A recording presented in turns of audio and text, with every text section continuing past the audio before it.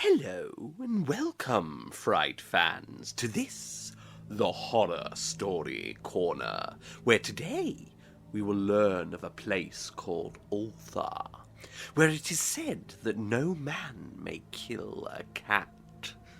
Advice given too late for an ancient Cotter and his wife, who, in the darkest portion of the night, lure cats into their home and torture them in a series of brutal and unusual attacks. That is until one fateful night.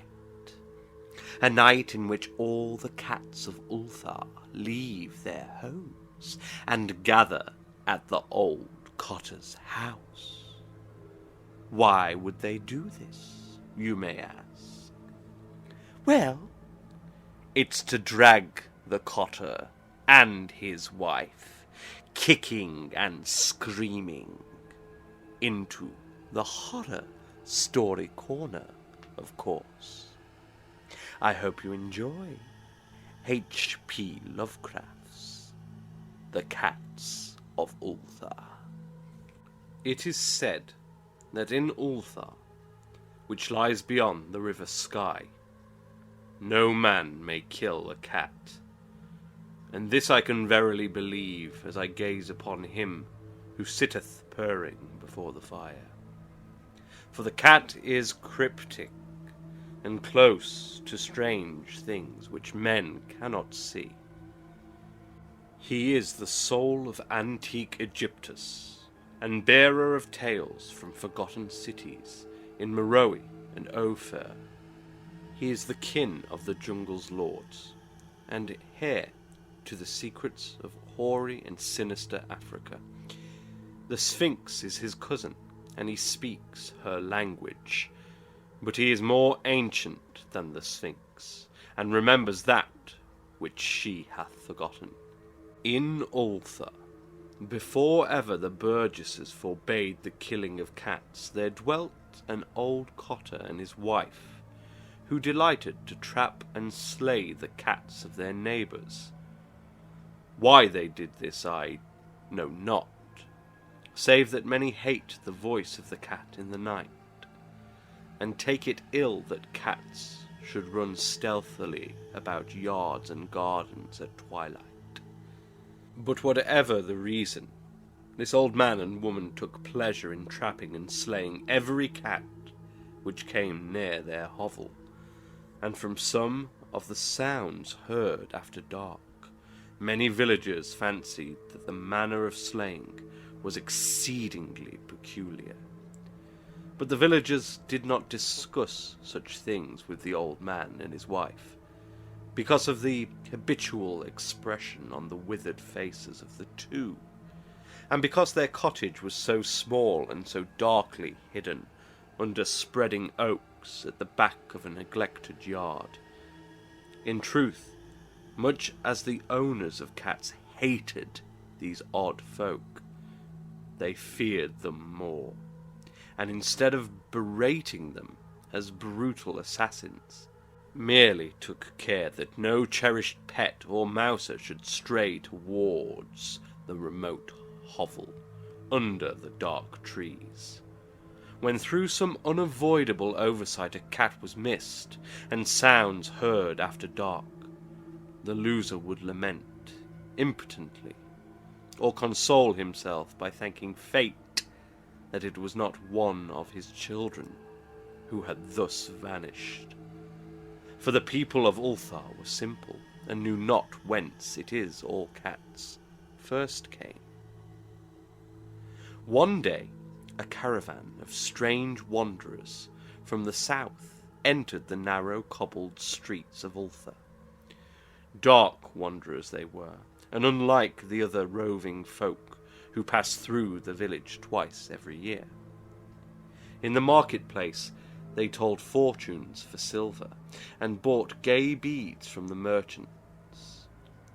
What was the land of these wanderers none could tell, but it was seen that they were given to strange prayers, and that they had painted on the sides of their wagons strange figures with human bodies and the heads of cats, hawks, rams, and lions.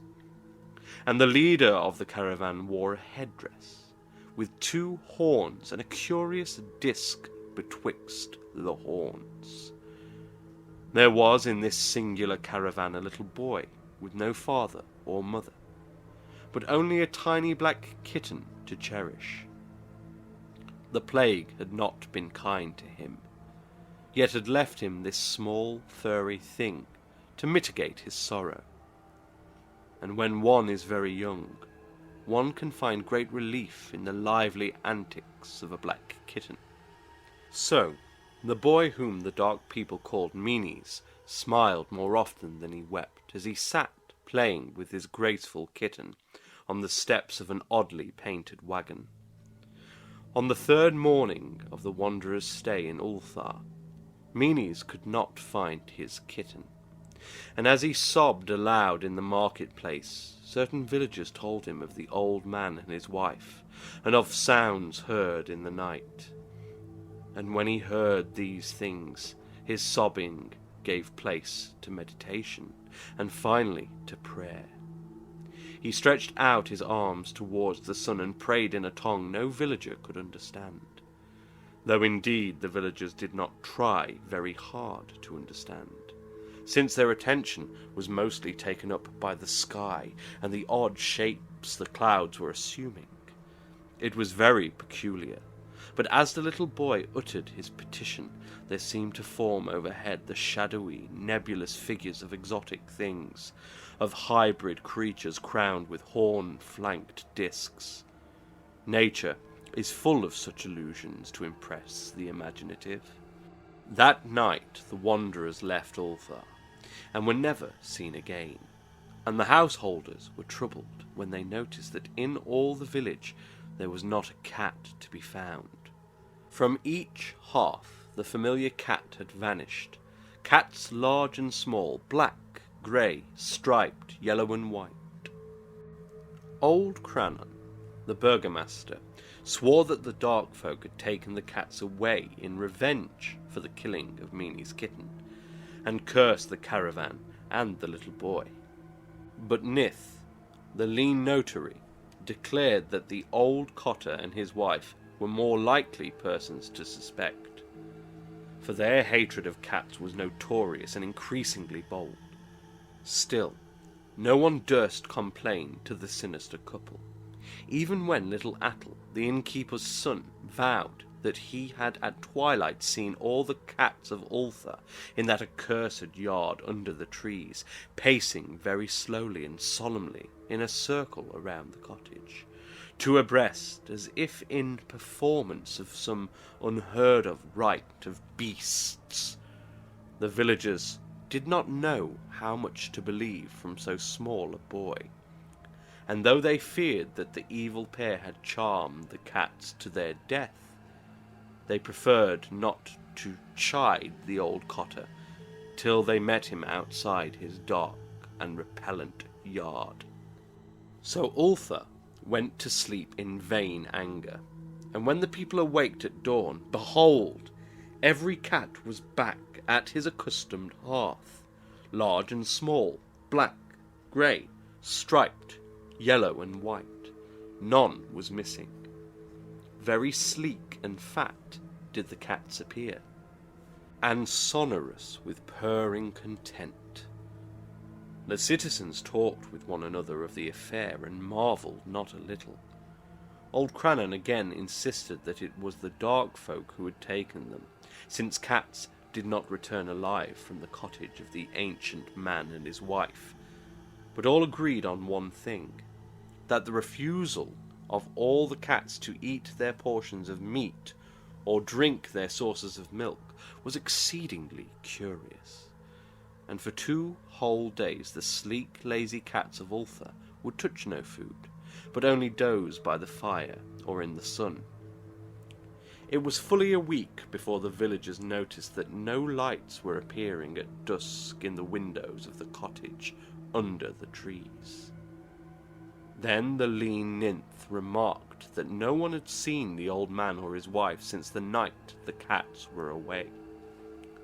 In another week, the burgomaster decided to overcome his fears and call at the strangely silent dwelling as a matter of duty, though in doing so he was careful to take with him Shang the blacksmith and Thul the cutter of stone as witnesses.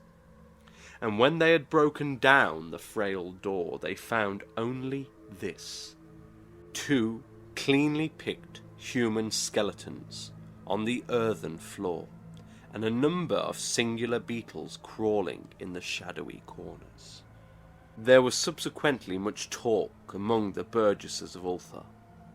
Zath, the coroner, disputed at length with Nith, the lean notary, and Crannon and Shang and Thul were overwhelmed with questions.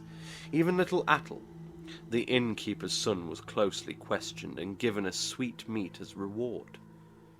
They talked of the old Cotter and his wife, of the caravan of dark wanderers, of small Meanies and his black kitten, of the prayer of Meanies, and of the sky during that prayer, of the doings of the cats on the night the caravan left, and of what was later found in the cottage under the dark trees in the repellent yard.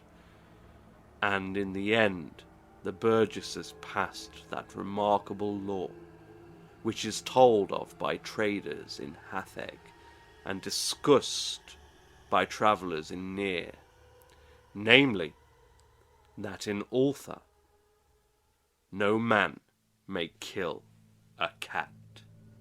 Well, it seems that the old Cotter and his wife won't be harming any more kittens, and a warning to any who stray into the town of Ulthar with dark intentions towards their feline inhabitants. Be careful, for no man in Ulthar may kill a cat, lest they find themselves here in the Horror Story Corner. Good night, and as ever, sleep well.